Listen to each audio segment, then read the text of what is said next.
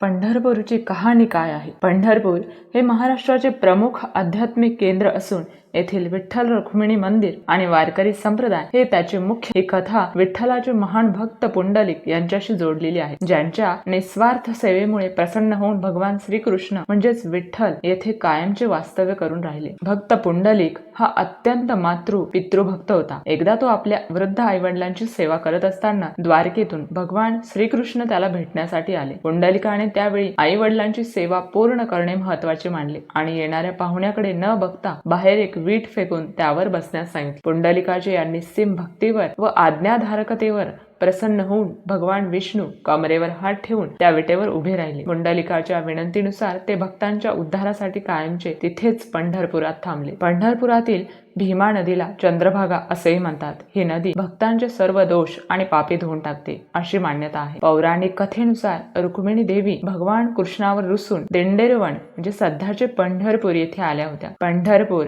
हे वारकरी संप्रदायाचे मुख्य केंद्र मानले जाते. संत ज्ञानेश्वर, संत तुकाराम यांच्यासह अनेक संतांनी या भूमीला पावन केले आहे. आषाढी आणि कार्तिकी एकादशीला लाखो वारकरी पायी चालत पंढरीला विठ्ठलाच्या दर्शनासाठी येतात.